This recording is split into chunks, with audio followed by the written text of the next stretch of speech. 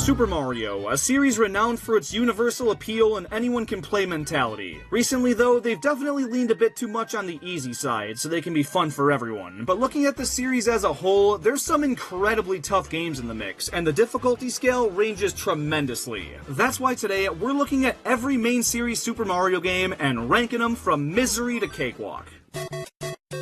The original Super Mario Bros. Was the first ever 2D platformer, so being the game to introduce gamers worldwide to a new genre, you'd think it'd be pretty easy, right? Wrong! This game is not afraid to pick things up, and Game Over sending you all the way back to the beginning of the game on original hardware made it punishing as hell. Even if you cheat and skip to World 8, you've still gotta deal with 4 gauntlets, and that end castle also being a maze makes it 10 times more annoying and twice as hard. Trying to beat this game as the developers intended is no easy task, and I'd say it's overall a good challenge, even 40 years later. This one's the easiest placement in the entire video. I don't think it needs much explanation, but it's the most rage-inducing and unfair game in the Mario series. It bullies you, misleads you, hides the way to go from you, and does whatever it possibly can to make the experience less enjoyable. That's locked up in top-tier difficulty. Compared to the Mario 2 Japan got, this game's cake, but on its own, it's pretty in the middle. It's not mind-numbingly easy, but I wouldn't call it hard. Having 4 character options and one that lets you float makes platforming a lot easier, and the warps to skip chunks of the game don't help with that. The bosses might be a little harder than previous games, but it's not by much. I'd say it's kinda easy, especially compared to the other Mario games on NES. Being the first handheld Mario game, Super Mario Land is a very watered-down experience. Being made for the Game Boy and its lousy, barely visible screen, they had to make the player and the obstacles a lot bigger, which made the level design potential a lot more mundane. Now, the physics feel a bit off compared to other games, which can artificially make it more challenging, but being like a 30-minute playthrough makes it a tough case for anything higher than cakewalk tier. Mario 3 was such a foundational game for this series. It used the same hardware as this and gave us all of this. This game took what Mario Bros. Established structurally and created the foundation that almost every 2D platformer from that point on would copy. Level themes, world maps, power-ups, it's all here and better than ever, and it handles difficulty progression better than most games in the series. By World 5 or 6, you'll be dying quite a bit, and World 8 with all the airship levels bombarded with cannonballs and random spaces that grab you before the actual world begins is sure to cost even the most seasoned of Mario players a good handful of lives. It's not quite misery tier because it's a very fair and just straight up well-designed obstacle course, so good challenge it is. Mario World is about the same as Mario 3, I'd say. Great level design and featured power-ups that make platforming easier. The final stretch here is a lot less difficult though, but there's a couple points throughout the game where you have to find a hidden route to progress, and that makes a playthrough harder for no good reason, especially if there was no internet. It does a nice job challenging the player and doesn't overdo it with the BS, so this tier works pretty great. Like the first Mario Land, the 6 Golden Coins is a much shorter and more basic Mario platformer. The gameplay feels a lot more similar to a game like Mario World, but again, being made for a small screen forced them to really blow things up and not make anything too intricate. This is a much more traditional feeling Mario game compared to the first one, but it's still probably the easiest game in the series. Cakewalk. Mario 64 is definitely a more challenging game in my book. If you grew up with it, know all of its secrets, and appreciate its quirks, it's probably a more average difficulty. But as someone who picked it up to play just a couple years ago, it was tough. The open-world sandbox-style Mario game has a lot of benefits, but being so non-linear and only having vague mission titles to go off of makes clearing objectives a lot more challenging than other more guided games. Now, it is nice that you have some leeway in terms of what missions you have to beat to progress, but it's not as much as you think, and there's plenty of confusing and annoying missions you still have to do to beat the game. Platforming itself is really challenging too, and not by design. It's a pretty finicky and janky game, and Mario doesn't really control the best. And when the camera's equally terrible, it makes for a challenging combo, and it's not an intentional one. I wouldn't quite say misery, I've never found the game all that fun, but it's not overwhelmingly excruciating, so I guess it's a good challenge.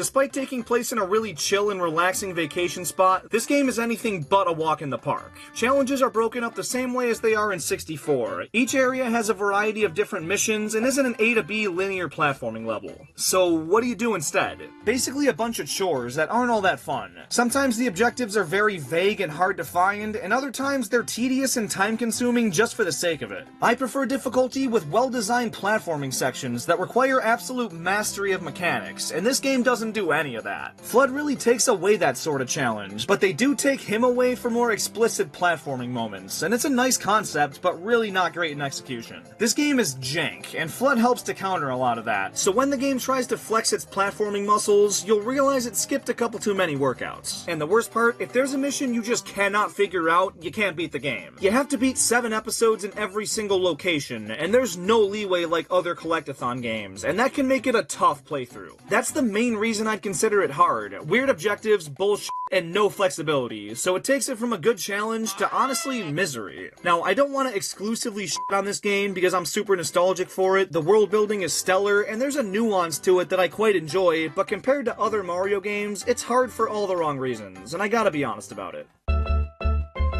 64DS is mostly the same as the original game, but now everything feels a bit more polished, the added playable characters give you more moveset options that make certain levels easier, and the added missions give you more flexibility as to what you want to complete, and force you to do a lot less nonsense. The control scheme isn't ideal, but it's not a deal breaker, and is still very usable once you adjust to it. I mean, it's still more comfortable than this frickin' thing. I'll say it's a tier easier than the original. It cleans up a lot of the annoyances, but still offers the same core level structures.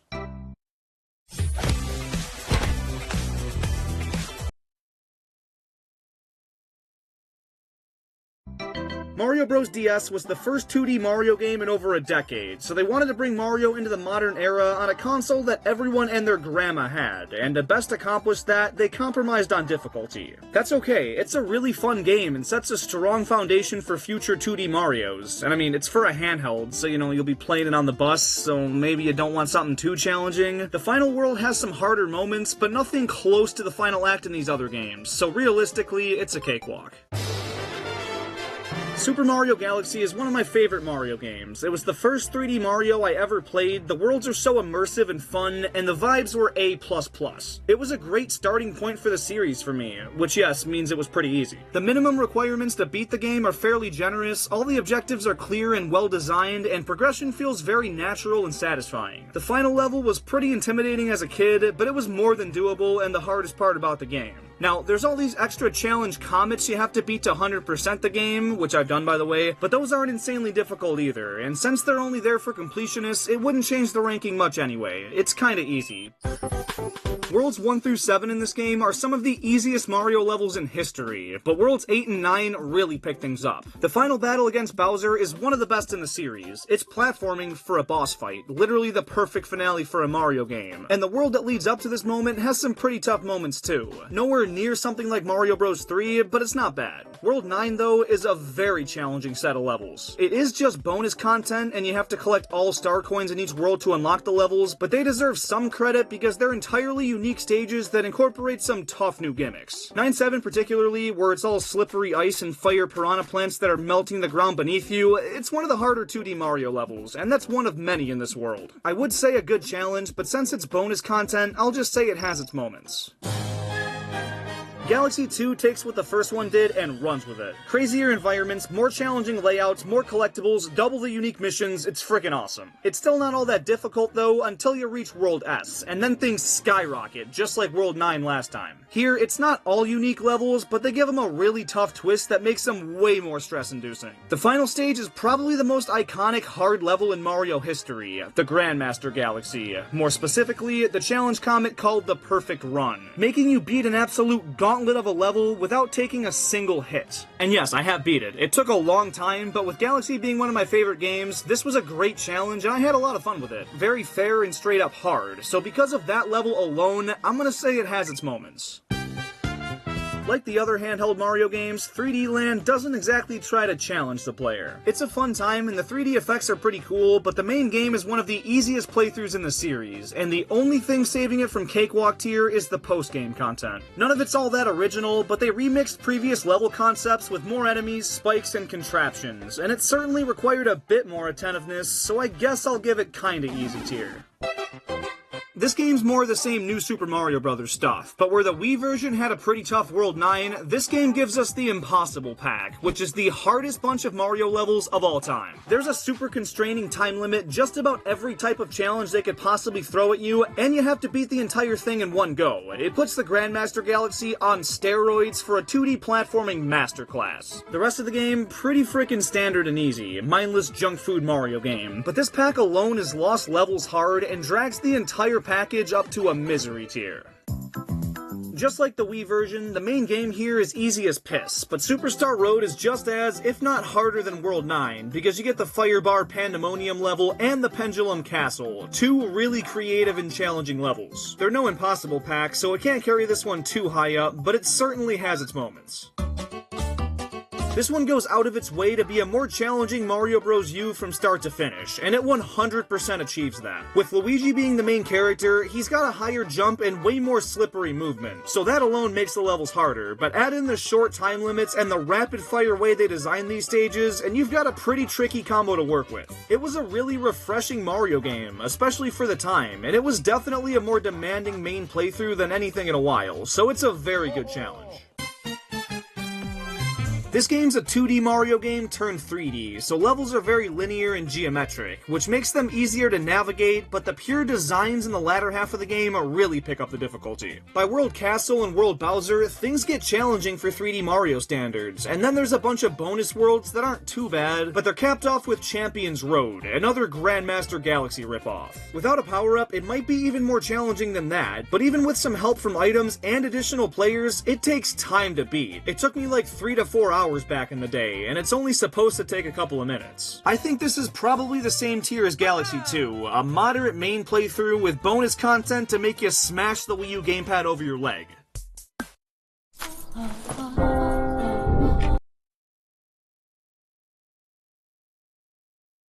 Mario Maker is kinda not fair to rank, because it's all dependent on what types of levels you seek out, and for me, I want a challenge, but I can either find the most easy, mind-numbing levels of all time, or literal Kaizo rage-bait nonsense, and anything in between those is rare. Because of that, it's kinda miserable, not gonna lie, and same thing for Mario Maker 2.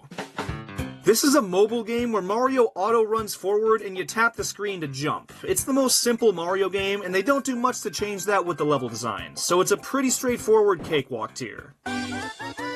Odyssey is such a fun and innovative 3D Mario game. It quickly became one of my favorites in the series, and I love all the unique worlds, the movement potential with Cappy, and the wide array of transformations Mario can take on. That said, it's not a hard game. Moon requirements are pretty loose, and a lot of them are either hidden in plain sight or available to buy in the shop, so they don't feel nearly as rewarding to collect as something like the Shines or Stars. The Dark Side of the Moon bonus level was pretty tough, not close to what other 3D Marios offer, but I think it's enough to keep it out of Cakewalk. I like kinda easy for this one.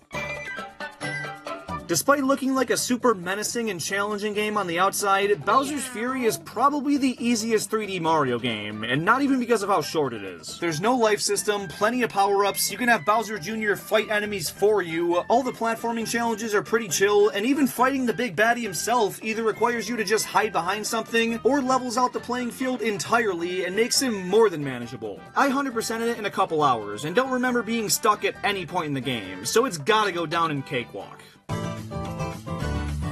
Mario Wonder was such a fresh-feeling 2D Mario game. I love the art style, the Wonder Flowers give levels all kinds of creative themings and gimmicks, and it's just a super fun playthrough. But yeah, it's not a very hard one. There's some trickier levels here and there, but the badge system and the abilities they give you make even the more challenging levels pretty doable for an average Mario player. It's kinda easy, but that's okay. And there you have it.